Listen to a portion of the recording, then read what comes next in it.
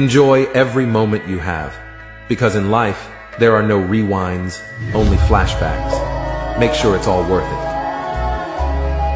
Yes, enjoy natin ang ating buhay hanggat kasama natin ang ating mga pamilya na sila mga binata at dalaga.